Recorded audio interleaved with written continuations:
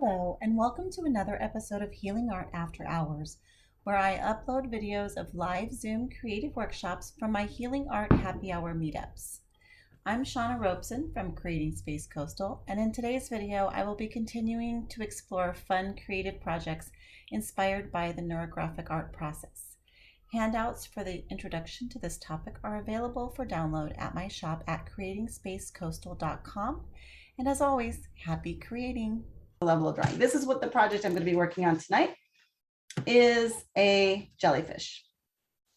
And the thing I love about jellyfish, I don't know what the correct way to say that, jellyfish is. That doesn't sound right, but I don't know the correct answer to that. How do you say them plurally? But is they symbolize to me, go with the flow. And sometimes in life, we have to just go with what happens and not fight against it, because some things we have control over and some things we don't. So recognizing what we do and what we don't. And the jellyfish is really good with using the flow to its benefit rather than trying to work against it. So I like the symbolism of a jellyfish. And so I think it's a good healing entity to do in the Neurographica. So I'm going to show you, basically, I'm going to reproduce this sort of every time I do something. It's a little bit different. So it won't be exactly that, but we'll see what we come up with. That's the idea. I've kind of started this book a little backwards, so I don't know where my empty pages are. Okay. All right. So for starters, I'm going to be using, you can use a pencil. I might do that. I might use a pencil to start with, just to get my jellyfish body started. And then I'll go over with the marker. I'm just using the extra fine Sharpie. And then I just have some watercolor pencils. So these are water soluble that I'll be using to do the coloring. And I just have two colors, two blue colors and two kind of, purple magenta that go together. Oh, I lost my focus. Way. There. Oh, it's gonna want. I don't want that. See, tick. Now, how do I get rid of that? Give me 1 second. I don't know how to get rid of this one.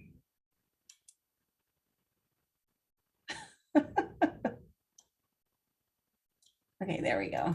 I couldn't find the X button. There we go. Okay, so just a couple colors in the blue and couple colors that go together, the purple and the magenta. And then it has a lot of names: water brush pen, water pen. I can't remember all the different titles for this, but I'm just using that where you fill it with water, and then it has bristles there, and you just squeeze and put some water in the tip. So that's what I'm using, but you can also use just a regular paintbrush and water if you want to soften up the watercolors. So for my jellyfish, the jellyfish is basically kind of like just an arc to start with. And maybe I'll go this way since it's a little different. And I just want to get the idea of my size with the pencil. So my shape.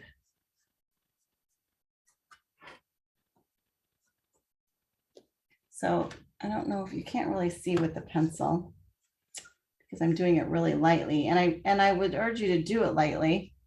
See if I can darken that. I'm going to try to darken my light so I can, there. Now you can kind of see. I'm just creating a little arc. And then it has some little scallops along the bottom.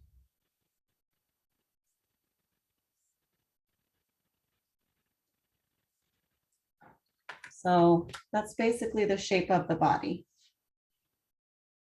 And now I'm going to go ahead and use my marker. I just want to make sure that I fit in the space and got the right shape before I commit with the marker. So, and you can do that as much as you want. I just feel like that part of it, I needed to do it, but the rest of it, I feel like I can just do with the marker. And I can just follow my shape.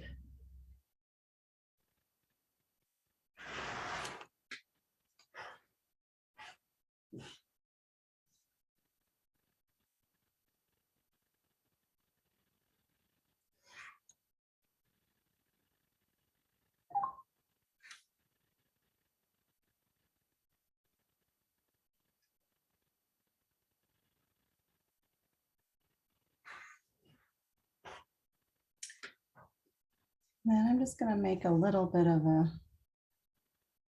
kind of a circle at the top.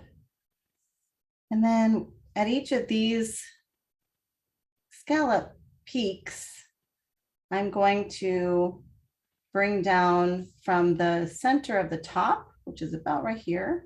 I'm going to just bring down and go all the way down into an kind of the neurographic line. So the neuro lines, as they're called. And then, so I'm going to bring it straight down from this point and make an arc to here. And I can kind of wiggle it around a little bit. I just want to make sure it goes through that point. And then I'm just going to keep on. Sorry, Shauna, but your focus is gone again. Oh, thank you. Sorry, I can't stop this. I can't stop the line. I wonder why that's happening. Always something. There, it just automatically went back, so I don't know why. Okay.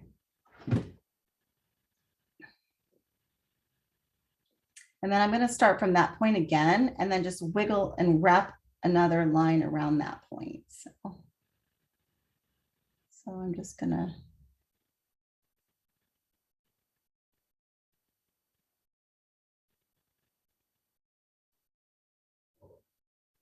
kind of wind it around.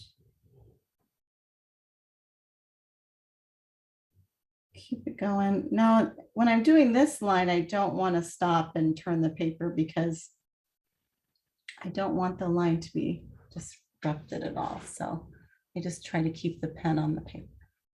And then you just continue that process. Shauna? Yeah. Shauna, Yeah. excuse me. Is it possible to show us the top of the paper because we can't see? I can't see it though. Oh, Yeah, yeah. I couldn't see at all the top. Thank you. okay. Let me make my. Let me try to. Actually, I'm going to just bring the camera up a little bit. Yeah, better. Excellent. Okay. Thank there. you. You're welcome. Thank you for chiming in. I appreciate that because I can't always pay attention to what you guys are saying. So I appreciate that. Okay. Now I'm going to just do the same thing with this one. Just making sure I go through that point. And then I want it to kind of intertwine. It doesn't have to stop at the end. It can stop at any point. And then continue with the same thing. Just wrap another one around that.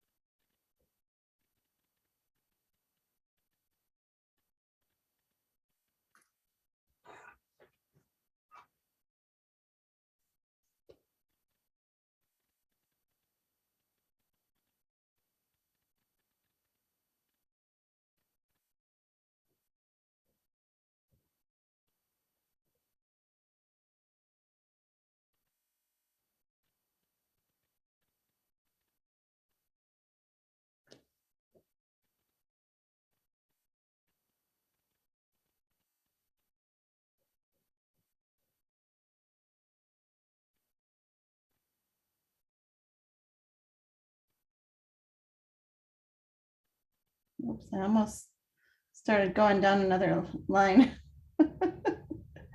You gotta be careful when you're going that you stay on the same lane.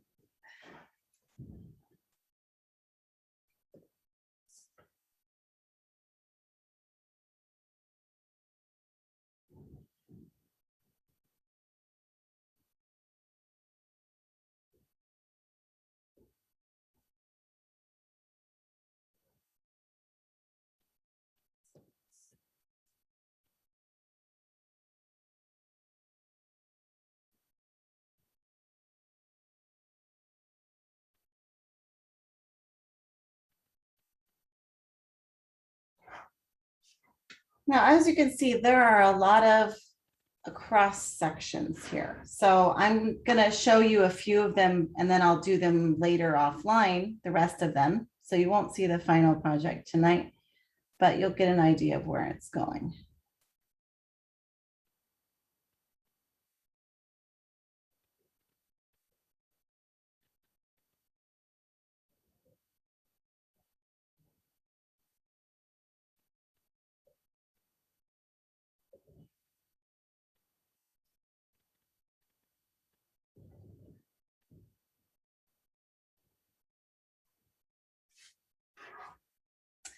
And then from the very top, I'm just going to create some circles going from small to large. So just starting.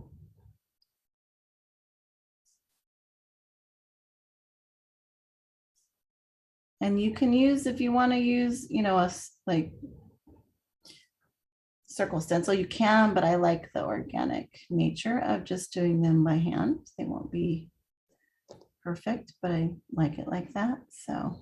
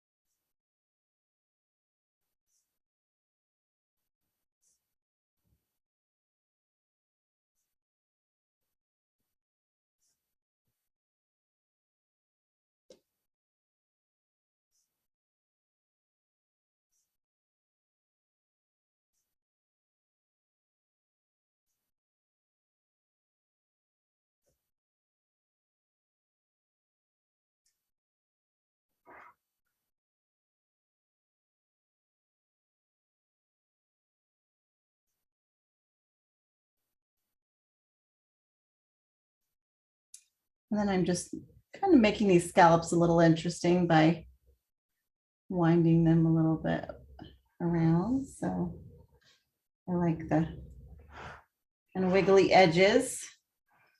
All right, so now next step would be smoothing out those intersections, and that's part of the neurographic art. And so at each of these, let me zoom in a little bit so I can show you guys what I'm saying.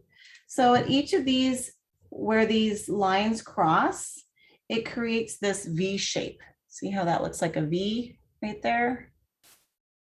So what I'm going to do is I'm just going to go in there and I'm going to make it more of a U. So I'm just going to smooth it out and fill it in. So wherever there's a sharp corner, you can just smooth it out. And the idea is that those represent maybe blocks, in our life. And when we resolve them on the page, we're feeling calmer about things. I didn't go through, like I said, the whole algorithm of neurographic art, but for those of you who know what I'm talking about, even though I'm thinking about going with the flow, and maybe I want to say, okay, I want to be better at going with the flow. So I'm saying, okay, that's a really good analogy, because we're creating flow by smoothing out these connections. If you think about energy or water flowing through these lines, each time they have to turn a corner, that slows it down, that creates resistance.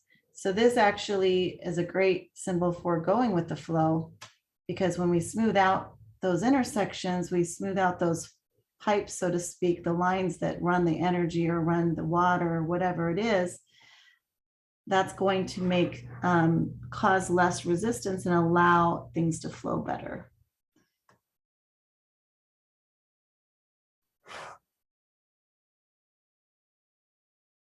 And it's calming and soothing to look at it too.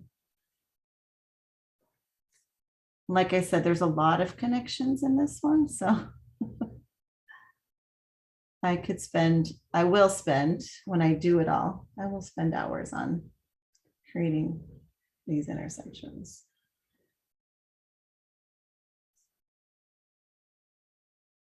But I won't force you to watch me.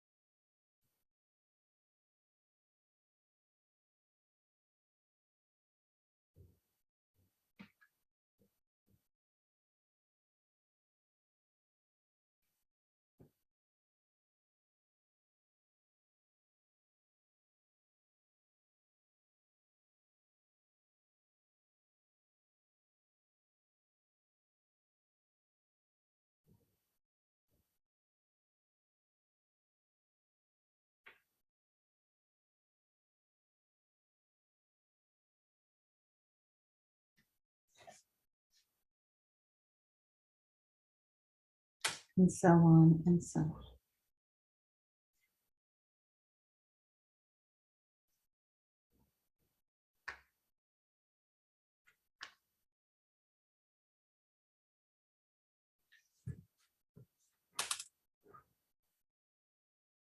And even within here, oh, I'm cut off the page. Let me go back up a bit.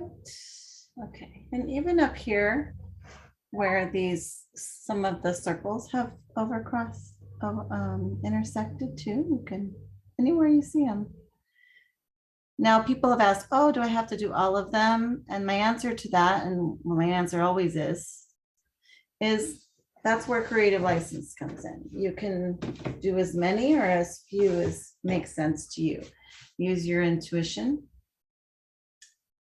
If you're really focusing on the aesthetics of the piece, you can decide, okay, I think it's got enough. I don't want to do too much. Or if you're just doing it as something like a soothing exercise, you can say, okay, I've had enough, I'm done. So really, that's entirely up to you.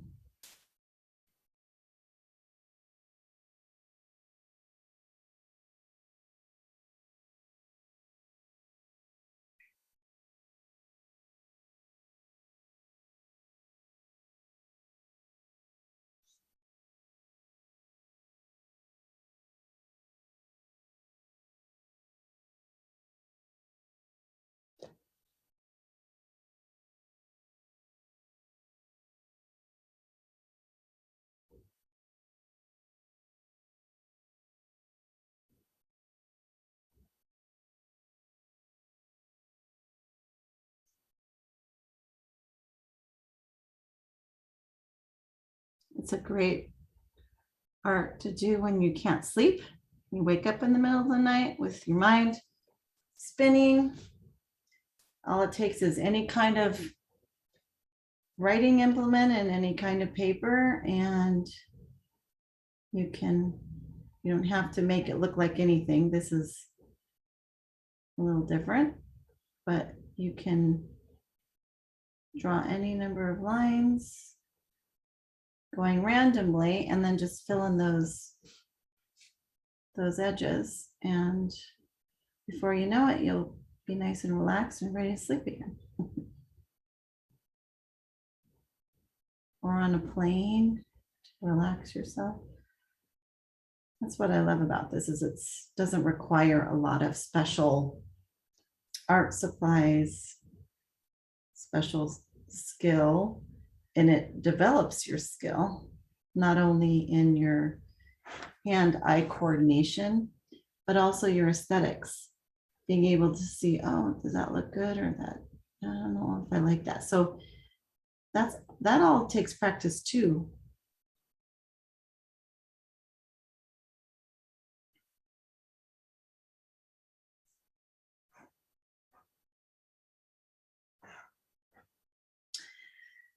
All right, I think,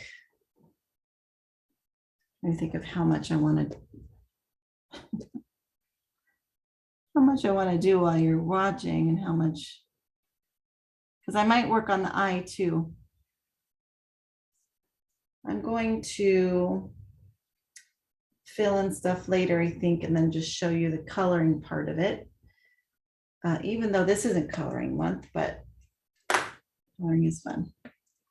Okay, and the first thing I'm gonna do is erase the pencil line that I had drawn early on. Anything that's not covered.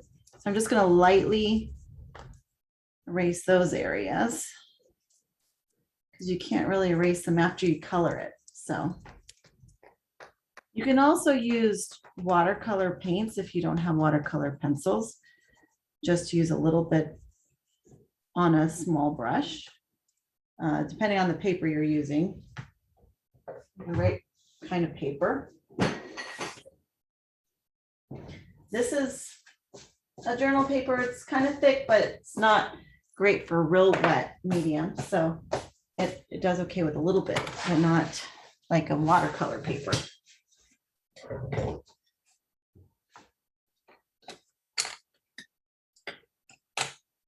So then I kind of like making the jellyfish part more blue, and then the threads, the little filaments, are going to be more purple. So I take my darker blue, and all I'm going to do is go around these circles and put some of that watercolor pencil down. Now, you can go straight from the brush. This is something that someone else mentioned last time. I think it was Sky, where if you want to just start with watercolor, you can do it this way, but I'll show you a couple of different methods. So you can just color the project first. I'm going to go ahead and add my light. I'm going to add my light blue in the middle. So I'm just adding a little bit of both colors lightly. Let me zoom in so you can see what I'm talking about a little bit more. So I just have the outer is the dark blue and the inner is the light blue. And I just create kind of a circular pattern in there. And then with my water brush, I just can soften it up. See how vibrant that gets once you wet it? And then I just Hands off the screen. Oh, thank you. Jeez, you guys, thanks for tolerating me. I zoomed in so you can see, and then you can see. So I just soften that up. I'll do it again so you can see this time. Okay, so how I did that one is just, I did the outer part with the dark blue. I just created a little ring of dark And then I just did a little ring of the light in the middle. And then I took the brush and just make a circle, softening up those colors. So you can do it that way. Another way you can work with the watercolor brush or the watercolor pencils and the water brush is to just go straight to the lead of the pencil with your wet brush, and you'll lift up a little bit of that pigment, and then you can just paint it right on.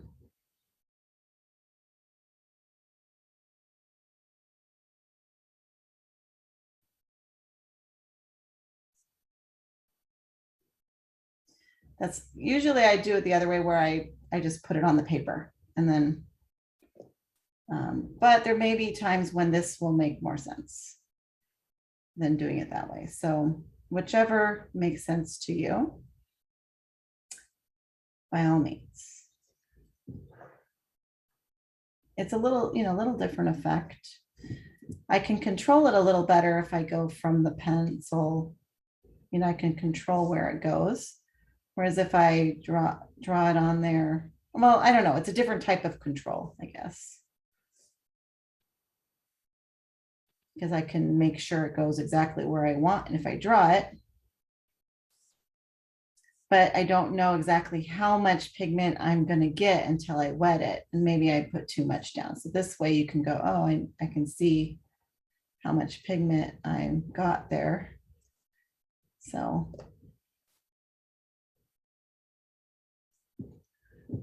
all right.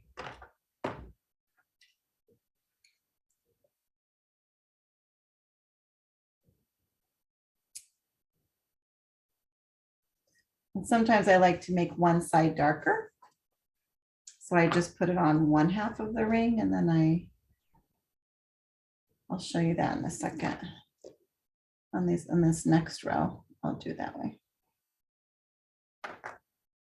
So let's say I want this side to be my shadow side. So I really want my pigment darker over there. So maybe I'll just really fill it in more on that side, just a little bit on that.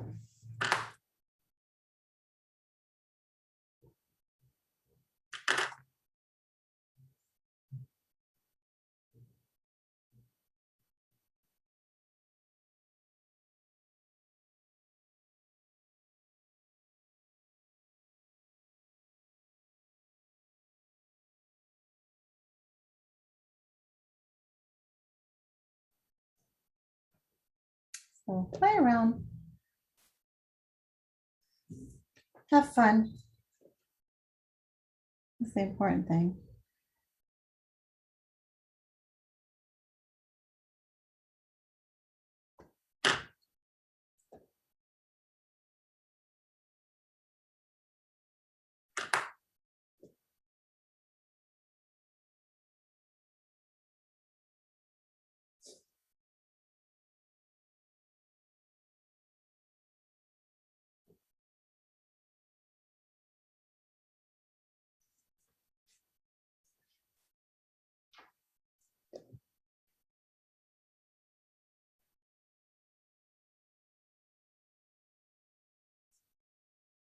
Usually I just do all the coloring and then I do all the water work.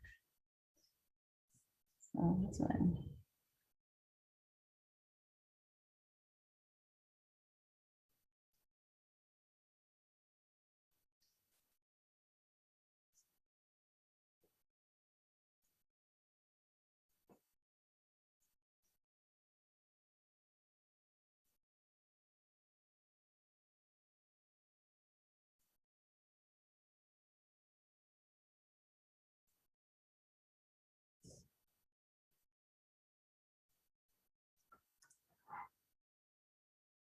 You see, I'm just kind of scribbling a little. I'm not trying to make it look like I'm coloring it at all.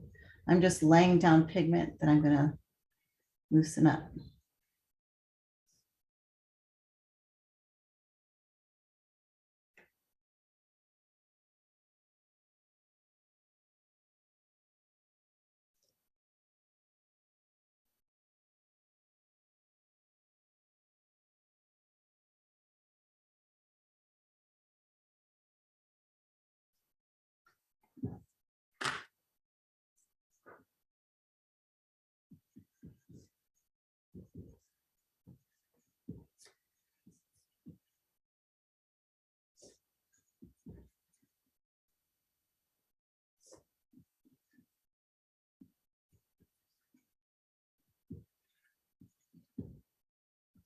You can always add more pigment, but you can't take pigment off as easily. So I always say, you know, go light with it first, and then you can always add more.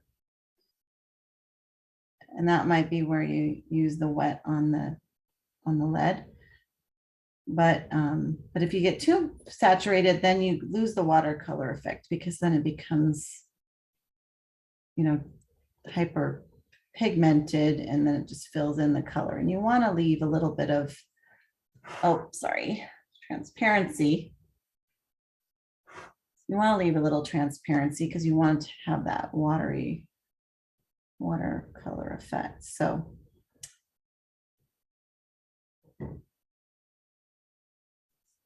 and the thing with watercolor pencils too is you don't have to wet all of it. You could leave some pencil strokes if you want to add a little bit of texture. Those are fun.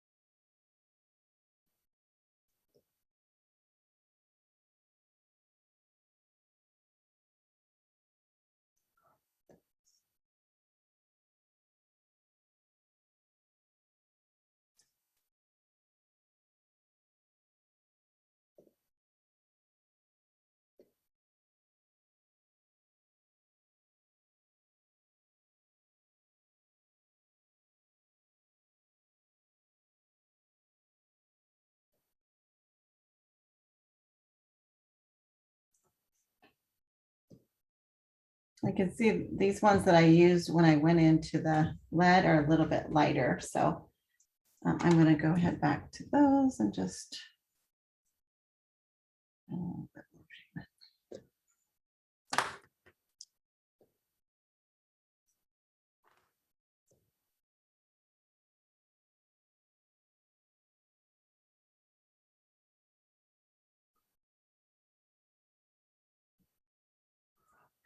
All right. Now for the filaments and for the body of the shell of the jellyfish, I'm going to use these two colors. And I'm just going to kind of mix and mingle with them. So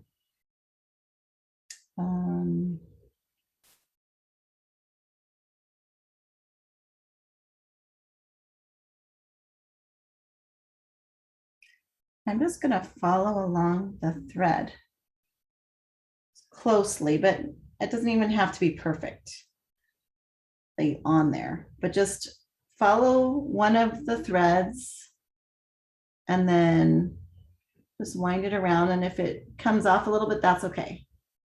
Just get it close.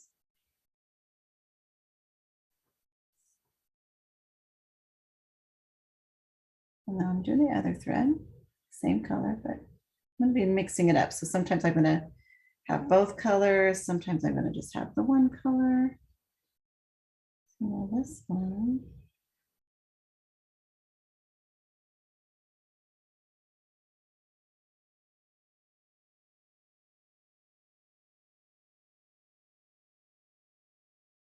It's easy to lose track of your which filament you're on.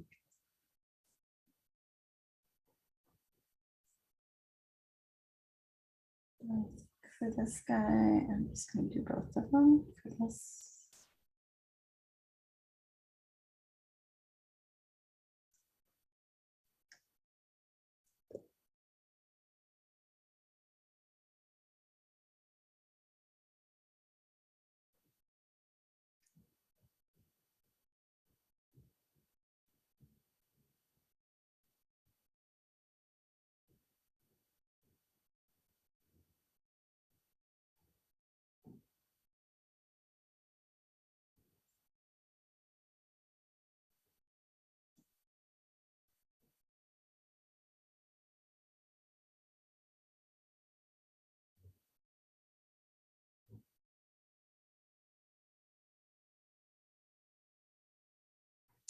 And you do want to not go on the line sometimes. Like you don't want it exactly always on the line because that adds to it. So, well, you can, but I'm just saying, I'm not trying to. I'm trying to mix it up. I want it kind of messy. So I'm trying to intentionally go a little bit outside the line sometimes, but generally follow it. But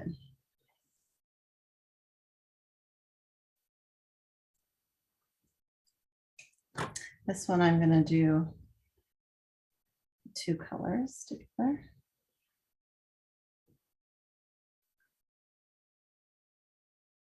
Just mixing it up.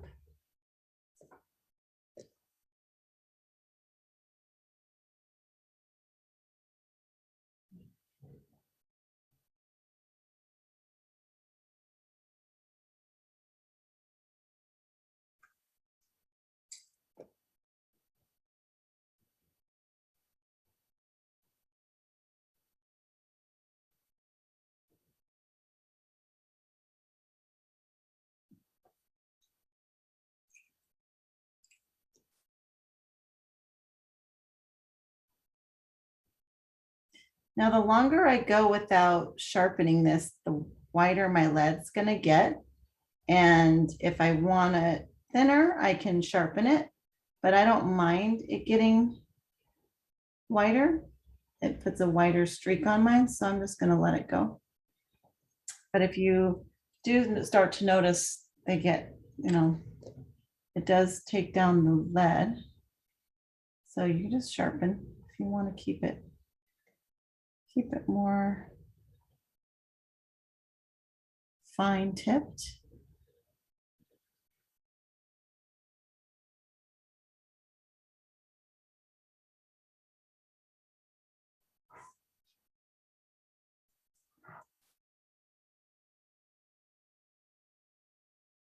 Then you can also rotate the pencil to get a finer tip on the other side. Sometimes that helps too. I do encourage you to rotate the pencil as you use it. So you wear it, throughout. Wear it evenly on all sides. Whenever you're using it, color pencils.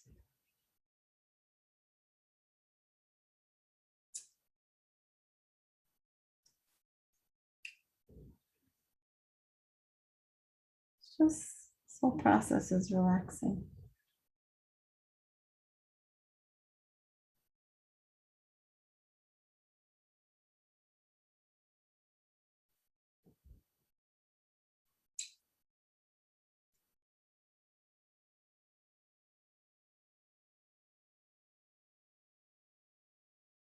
It's what lost my thread. So.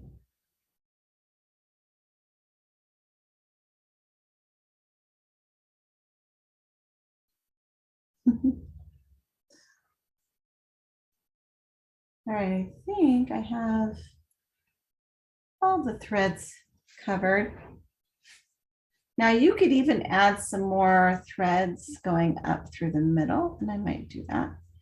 And just with the pencil, you can do it with a marker too, but I think I'm just going to do a couple threads going up through.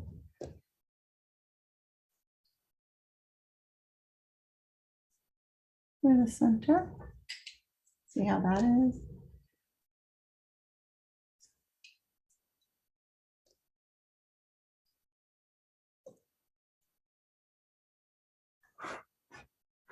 Oh, falling off the page.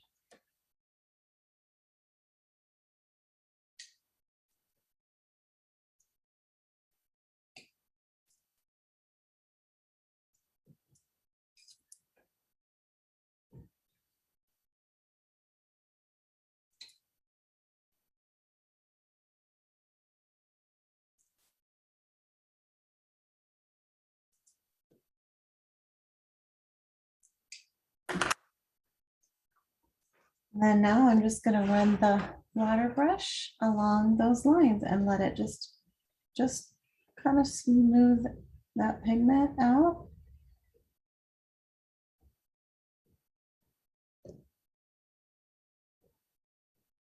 let it.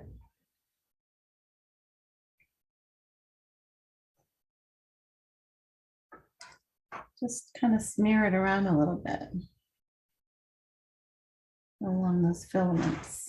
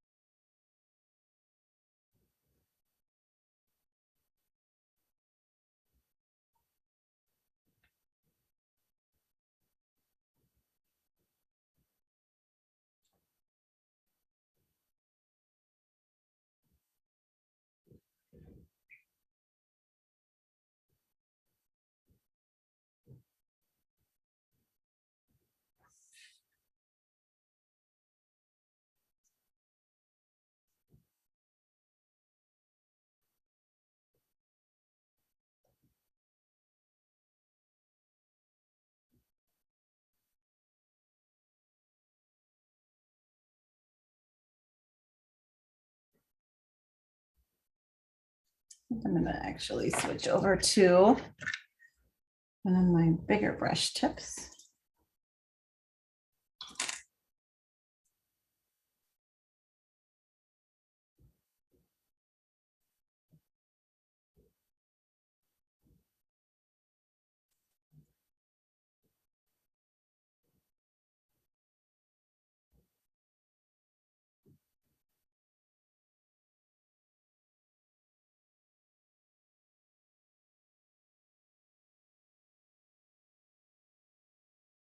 And it's kind of like going with the flow.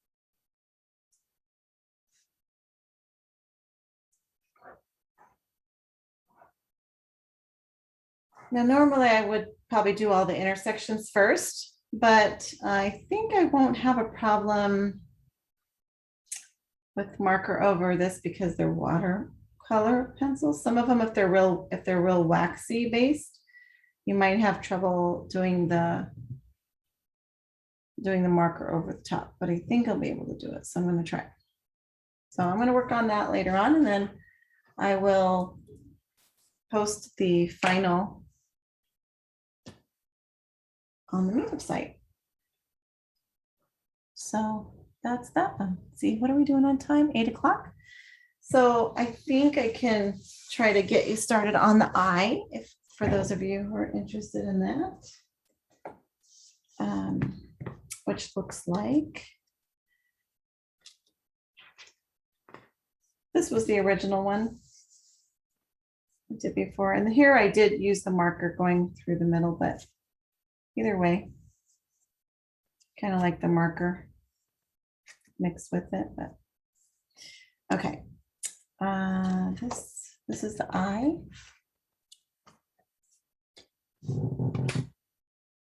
So I'll get you started on that.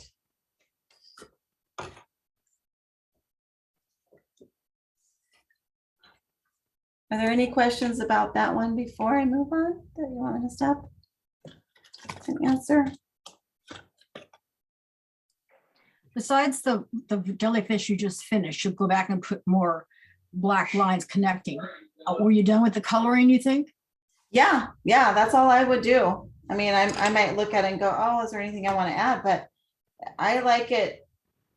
I mean, I'm happy with just, you know, just as it is. If you want, I mean, obviously you can take it from there. I might look at it later and go, oh, I want to add, I mean, maybe I want to fill in some color here a little bit. And I can just even use the color that's there. Maybe I want it less white between there. So I might just lift up some of that color, the color that's down. But Mhm. no, I'm okay with.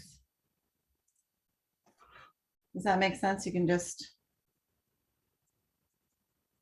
kind of wiggle it around in there and that'll soften those whites in between if you want to. But yeah, I would probably leave it there. You could also, if you wanted more vibrancy, you could darken, you could fill in some of these, you know, some of these little spots here too. But I like it like that because I like it more watery and flowy. And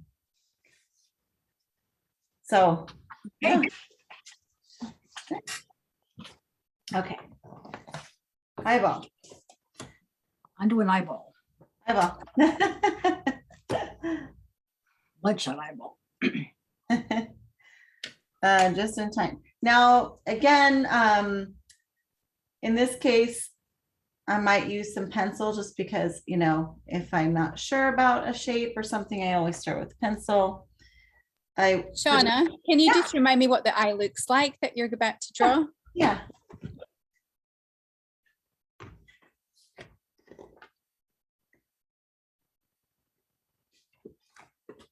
And I'm going to color this probably maybe when we do coloring or something. Or eventually I do plan to color this, but it's really not completely done. Cool, thanks. You're welcome. So starting with the pupil, and I'm going to go ahead and use my marker for that because I know I want that to be round. So you could use the stencil or whatever you want to do to make that, but inside of a tape marker works, or tape, roll of tape works.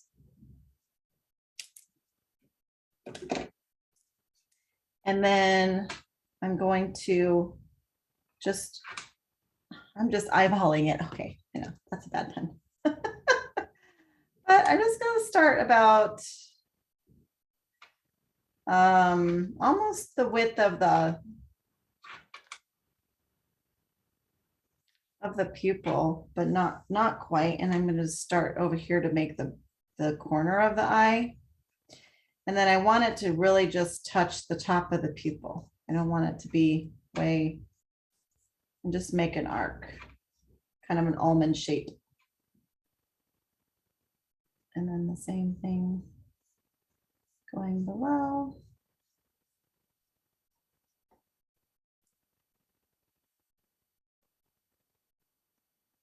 And then if I look at it and I go, oh, that looks, you can accept that, then I can put my marker in.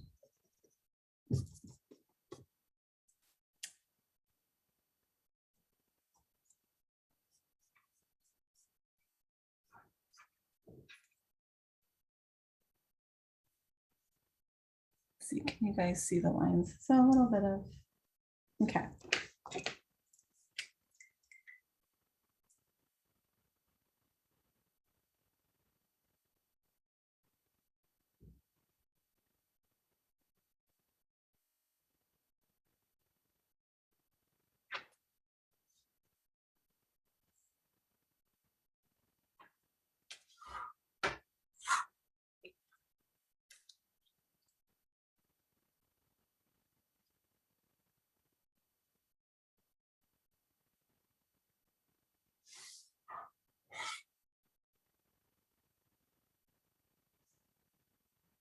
And then for the center inside, I also want it to be a pretty center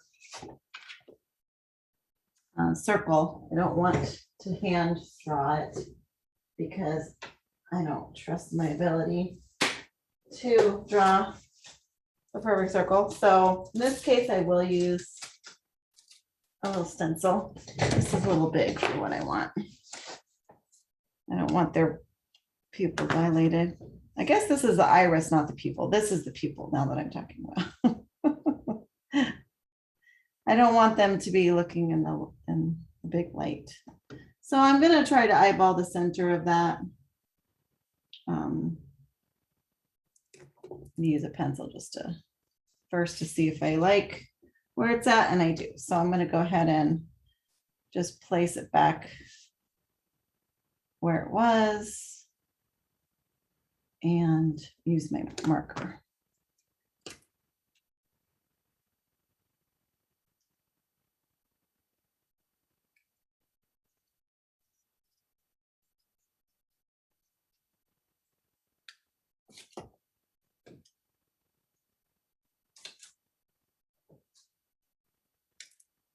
And then I'm just going to use a little bigger Sharpie and fill that in, but not everywhere. I want to leave a little bit of white, like there's light reflections. So I'm just going to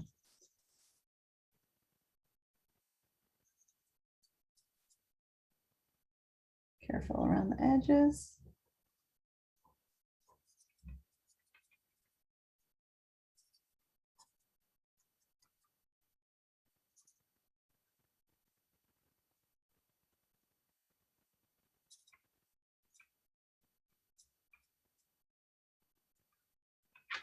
Kind of give a little bit of light reflection.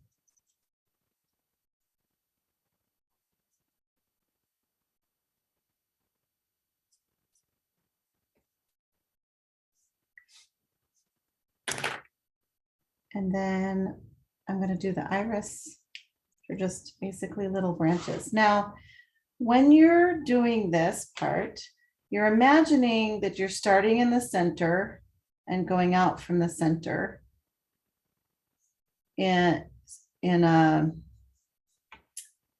like spokes on a wheel. So rotate your page so that you, I want to clarify what I'm trying to say not to do.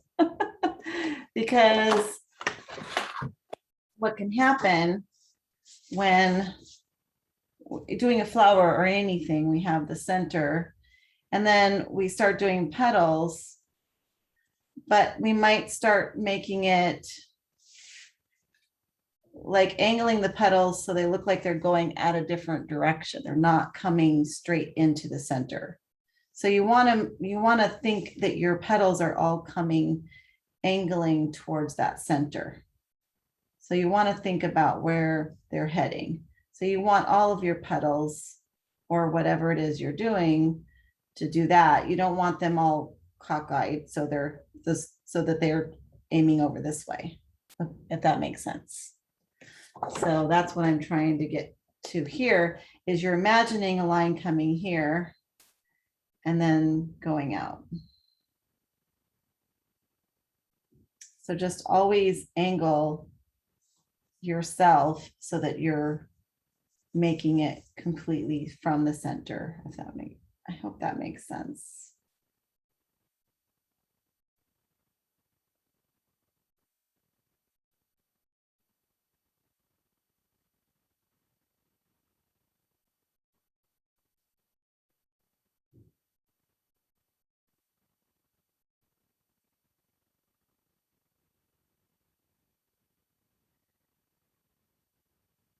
And these can get wiggly, so, but you still want generally for them to, the direction of them to be going like spokes of a wheel. So maybe I'll place all the guides in place.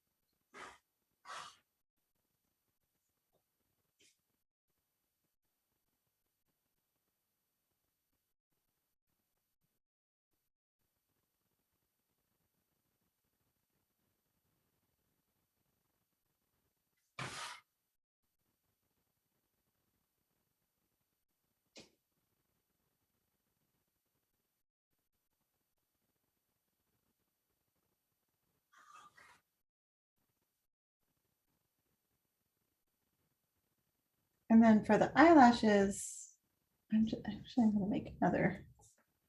I'm just doing dual lines across the top and the bottom.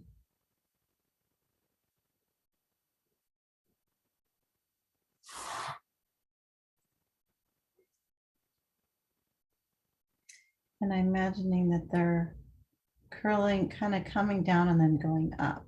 So I'm going to make a little bit of an arc. And I want these ones to kind of go this way. And then eventually they kind of come this way a little bit. I'm going to start in the middle.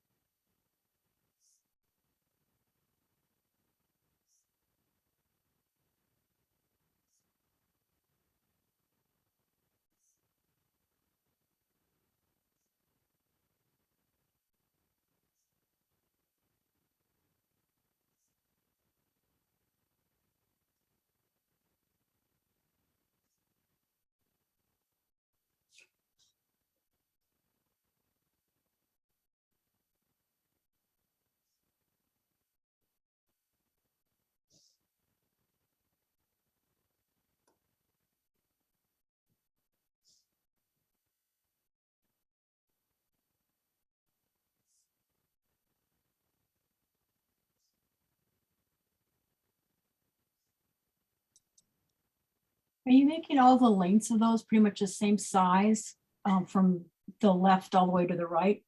Well, I kind of made it a little bit shorter as I got to this, and I'm running out of, I kind of was making it longer, but I was kind of, my plan was sort of shorter as I got closer to the end. Okay. And then longer in the middle, and then kind of shorter as I go there.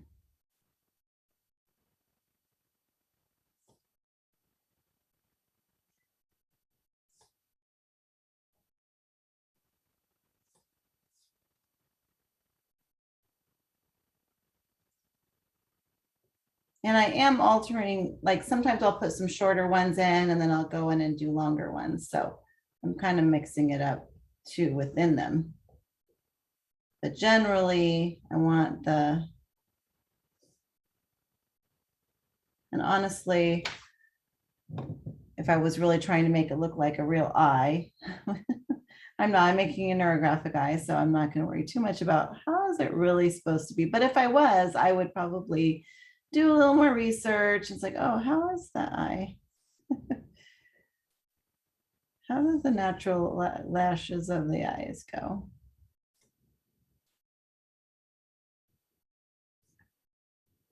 I think they do shorten as they get closer to the ends.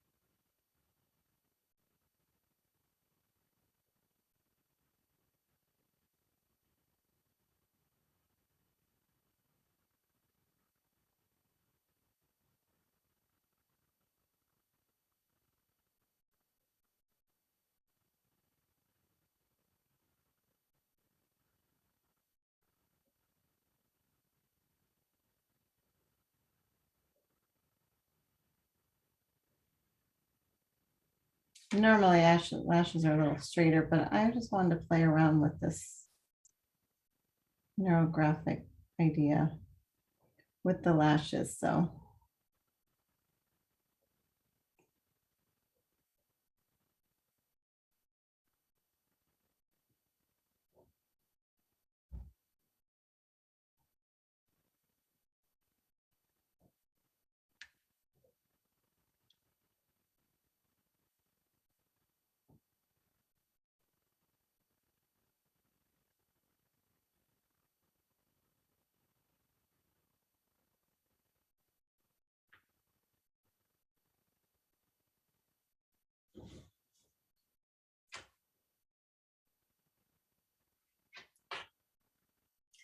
I think there's like I don't know, something that I would probably look at an eye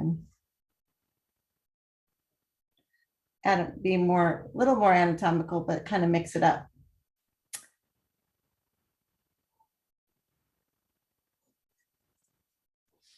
And then there's the fun of going in and filling them all in, which again is hours of relaxation, a good bedtime activity. Just pull out your eyes because you can see there's a ton of cross sections you can fill in here. So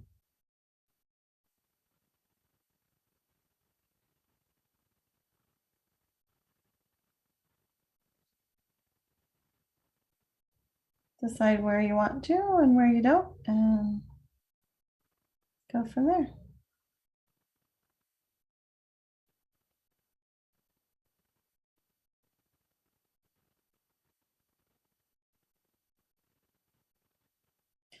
sometimes if I've used a thicker brush, like this one's maybe a newer one, so maybe it's putting down a little bit more pigment.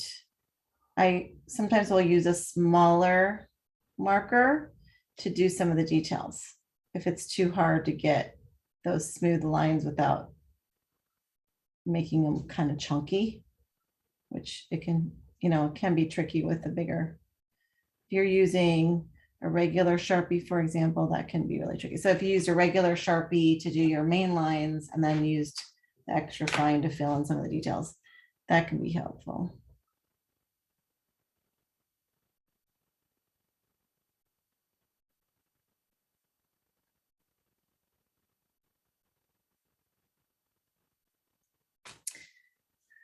All right, we're coming up on 8:24. So I think I'm gonna wrap it up here so we can get to show and tell.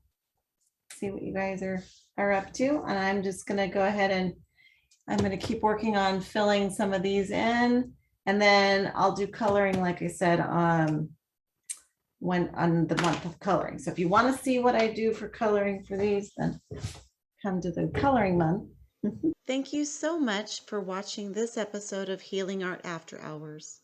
You can download materials related to this topic, including PDF notes of PowerPoint presentations, at creatingspacecoastal.com. Don't forget to like, subscribe, and share if you found this content helpful, and join me for the next video here at my Creating Space Coastal channel, where I hope to inspire you to create space in your life for fun. Thank you.